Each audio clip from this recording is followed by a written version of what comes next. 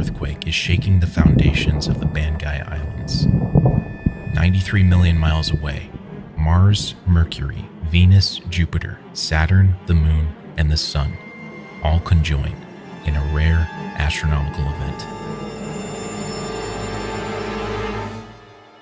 Back at the equator, it's early morning.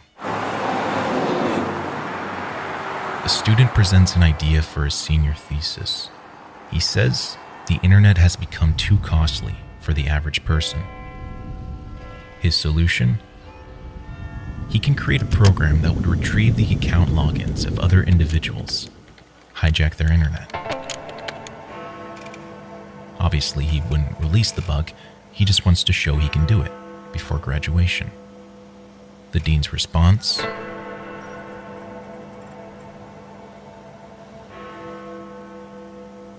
The student writes the last line of code. He originally developed it to be geolocked to Manila, a safety net. But last minute, out of sheer curiosity, he removes the geographic restriction. Shrouded in the universal message of peace, the file looks to be from a secret admirer.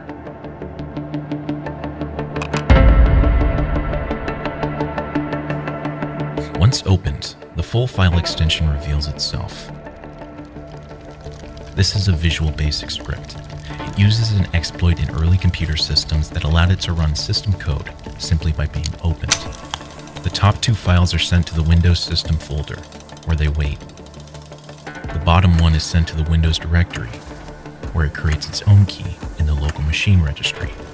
This causes other programs to run as soon as the system boots, before the user even has a chance to log in. From there, it opens Internet Explorer and randomly picks from a series of 4 web pages. Once landed, it downloads winbugsfix.exe. Then, it adds another registry key at the starting line.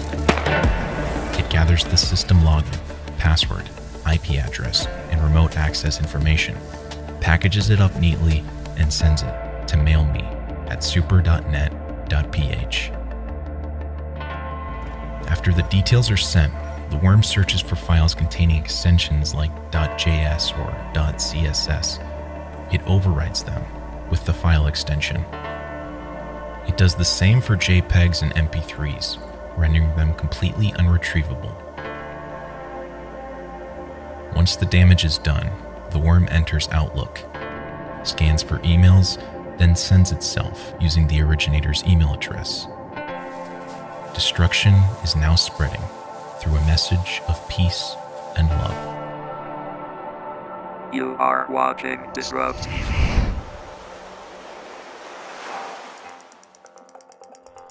From Philippines to Hong Kong, the virus has infected several large corporations and banks, not only deleting important files within the companies, but grabbing the email listings of all individuals in contact. From there, it jumps to Europe, where it wreaks particular damage to the email servers within the House of Commons. They're forced to shut down, same with the Denmark Parliament. With classified documents in danger of being wiped out, the US Air Force has deployed a system called ASIM. It works by utilizing 144 sensors that the Air Force had previously placed across bases throughout the country. It then creates a sort of window for centralized command to view incoming emails. When an email matches the description, command sends a TCP reset to that desktop, telling it to stop receiving emails for variable milliseconds. Enough time to terminate the warning. The private sector is not so lucky. Most companies are using Outlook, including AT&T and Ford. They are forced to take their email servers offline. The virus has now affected nearly 55 million computers. Along with the emails, a second spreader has been identified. Within the original files, one is named mirc.ini. This scans the computer for an IRC client. If found, it automatically sends the exploit to all contacts that the victim may share on a server. Instead of a love letter, though, it sends this message. Thinking it's a legit file, tech-savvy users of IRC would recognize the name, the author of MIRC. It's only after running the script would they know he had nothing to do with it.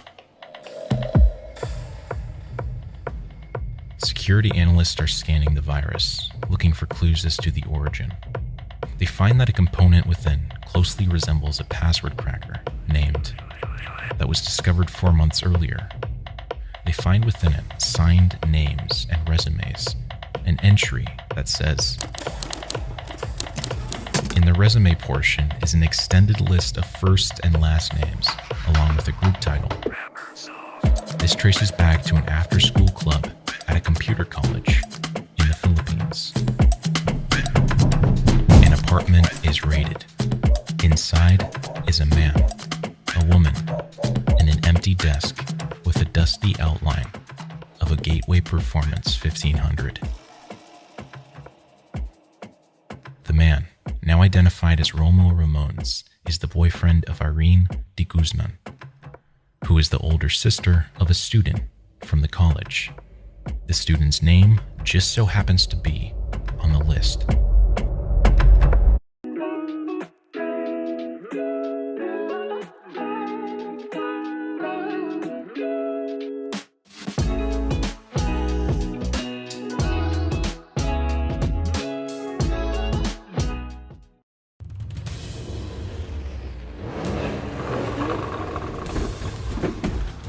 Pre-owned, but rigorously inspected.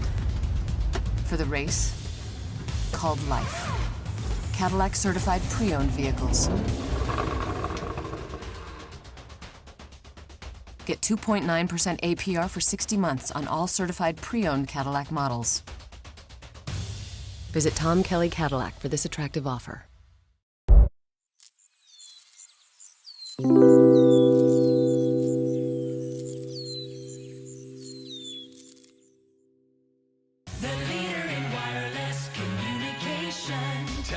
You're going to find that it's a lot lighter than usual as you drive eastbound from the...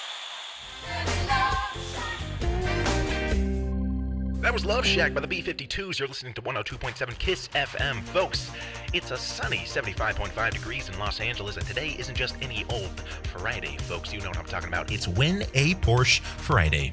You know the rules. Dial the line. If you're the 102nd caller, a brand new $50,000 Porsche is yours to drift away into the California sunset.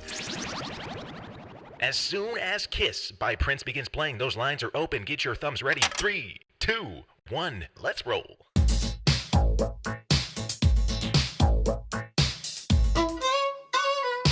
Barely recognizable as our current day web, this is before .coms and .orgs.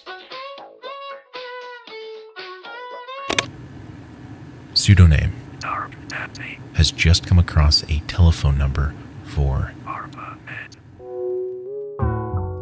ARPANET was the first wide area network that allowed different connections to send information to each other, also known as packet switching.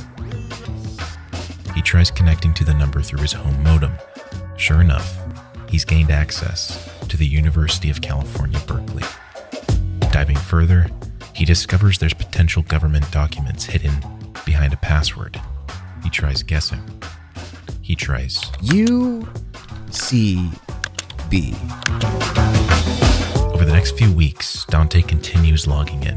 For him, it's less about obtaining sensitive information or leaking it, more about gaining power, snooping around, seeing how far he can cross the line. On one of his deep dives, he makes a fatal error. He forgets to mask his login name. This error lights up a silent flag miles away at a security office. Unbeknownst to Kevin, he continues. The kid answers the door. He's greeted by the Los Angeles DA.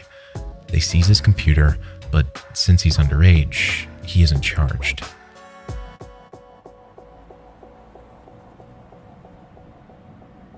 In the back reaches of a Menlo Park storage facility, 2 workers are clearing out unpaid storage units.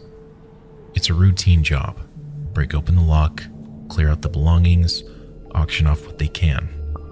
But in this particular unit, they find something.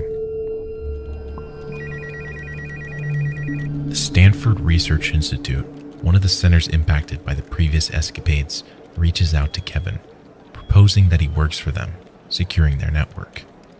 The 18-year-old is hired. He has a condo a few blocks from the main entrance of SRI. He spends his days working on encryption algorithms for secure military communications. He's successfully gone from an underground black hat hacker to a white hat hacker with a paycheck. Detective James Neal of the Menlo Park PD thinks he's looking at a standard case of stolen property. The storage bill is assigned to a John Anderson. A quick search finds this name to be a fake. Upon further inspection of the unit, the detective finds blank IDs and a document containing an unpublished number of the Soviet embassy. A few pages back, another document containing the name.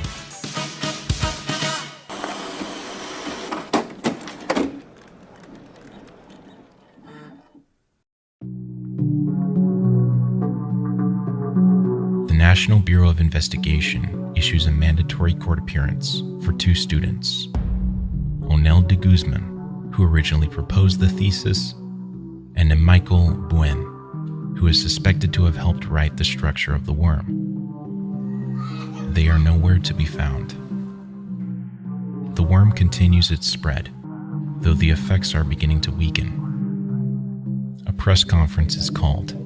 The guest of honor, Onel de Guzman. When asked if he is the one who unleashed the virus, Onel states, and when questioned if he feels anything about the damage caused, he looks down, mumbles nothing, then covers his ears. Being the first large-scale computer crime out of the Philippines, the authorities have trouble charging Onel with anything. Over the subsequent months, the Philippine Congress passed legislation dealing with computer-related crimes. But seeing as this was made official after Onel's stunt, he can't be charged. Ultimately, the case against him boils down to credit card fraud. Onel never admits to creating the virus, only that he may have inadvertently released the program. All charges against him are dropped. In total, the estimated damages are said to exceed $7.8 billion US fiat in wiped files, and another 15 billion for cleanup. 20 years later, he finally admits to creating the virus and releasing it. He said he did it alone. Yes, as you can see, a lot of EBS files have been written. And nope, it's been overwritten, it will not boot. Right now, a cybersecurity specialist is deep in an organization's infrastructure. He's well equipped to face any situation that may arise, but he started at the fundamentals. Brilliant.org Is offering computer science courses at a fraction of the cost of traditional university rates. Whether you're looking to become a network engineer, cybersecurity specialist, or just want to learn valuable information, the Computer Science Foundations course will present computational thinking, ranging from everyday tasks to complex algorithms. Topics include decision trees that computers use to boil down the many into one, or computational problem solving that presents complex real-world problems in an easy-to-follow format. You can prepare yourself for a career path in computation via brilliant.org/disrupt for free. Or if you want to unlock all 60+ courses, the first 200 people that sign up will get a 7-day trial of premium plus 20% off the annual subscription. Compute the future at brilliant.org/disrupt.